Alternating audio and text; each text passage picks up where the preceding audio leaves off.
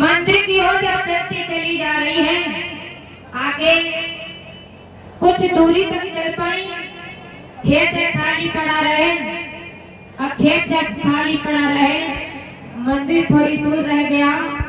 मंदिर से पहले से बढ़िया रास्ते में पेशाब लग आई, टॉयलेट का बढ़िया को लगी, तो अपना पूजा का थाल अपनी गोद में रख लिया और गोद में रख करके वो बुढ़िया वही पर टॉयलेट करने को बैठ गई। टॉयलेट करने को जब बैठी, उठते वक्त उस बुढ़िया को याद नहीं रहा कि हमारी गोद में पूजा का थाल भी रखा है। धोखे तो उस बुढ़िया का पूजा का थाल उसी पेशाब के ऊपर गिर गया।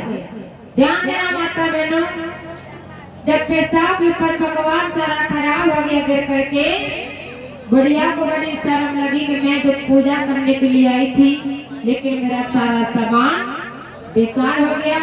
तो बुढ़िया शर्म के मारे दूसरी रास्ता से अपने घर पे पहुंच गई। उसी रास्ता से कुछ और माता बहनों आ रही थी, हमारी तुम्हारी जैसी माता बहनों पहुंची, और माताओं बहनों जब पहुंची,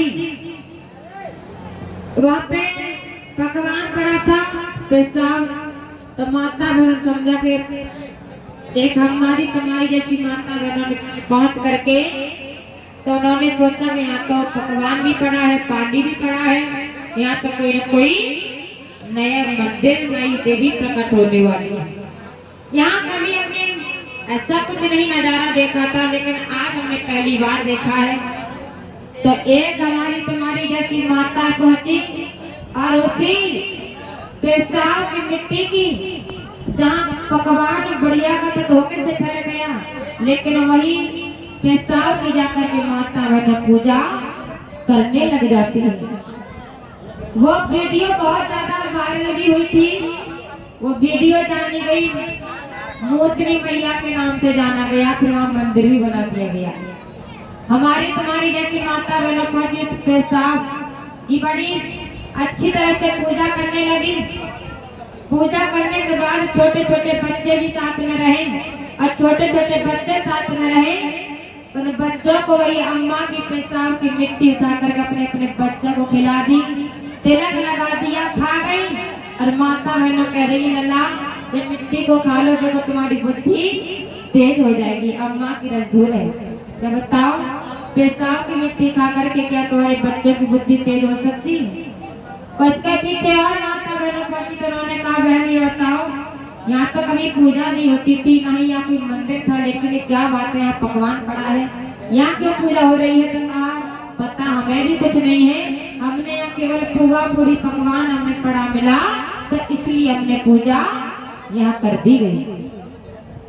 अगर धोखे से किसी से पुआ पकवान अगर रास्ते में गिर जाए, तो माता बहन तो यही सोचती है कि यहाँ कोई न कोई भगवान है।